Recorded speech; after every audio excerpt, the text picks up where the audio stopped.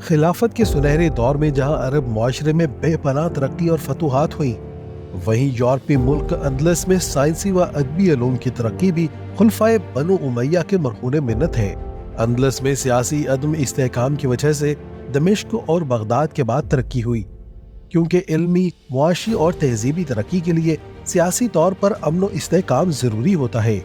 जब अब्दुर्रहमान नासिर अंदलस के खलीफा बने तो उनकी कोशिशों से मुल्क में हर तरह से इस्तेहकाम कायम हुआ और इल्म, फन और साइंसी अलूम के फरोग के लिए कोशिशें शुरू हुई, जिसके बाद तहजीब और सकाफत को नई जिहतें अता हुई। साइंसी अलूम की हकीकी बुनियाद भी उन्हीं के दौर में पड़ी। उनके दौर की एक खसूसियत ये थी कि ये आज़ादी और अफकार का दौर था।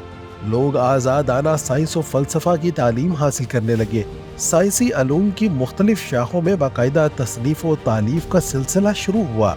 अब्दुर्रहमान नासिर ने यूनानी अलूम की वो किताबें जिनका बगदाद में अरबी तर्जुमा हो चुका था, वो बगदाद से अंदलस मंगवाई। इन्हीं साइंसी अलूम को बुनियाद बनाकर मजीद तहकीकात का आगाज किया गया। यूनानी अहले इल्म का अंदाज़े फिक्र नुक्ता चीनियों तक महदूद था, ताहम मुस्लिम साइंसदानों ने अपनी तहकीकात में तजर्बे को मेयार करार दिया। इसी तजर्बाती साइंसी तरीकाकार के बानी मुस्लिम साइंसदान अबू अल बरकात बगदादी थे, जिन्होंने इस्लाम की आफाकी तालीमात की साइंसी शवाहद के साथ मुताबिकत पर गौर व खौज करने के बाद इस्लाम कबूल किया। मुसलमानों ने इस फिक्र को फरोग दिया और बावर कराया कि तजर्बा ही वो मेयार है जो साइंसी अलूम में हकीकत तक रसाई का जरिया है।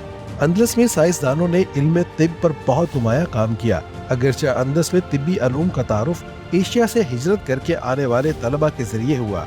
अंदलस में तिब के जिन मारूफ शोबों पर काम हुआ, इनमें अमराज की तशखीस, बच्चों की अमराज अतफाल, अमराज नस्वा, अमराज चश्म और सर्जरी शामिल थे।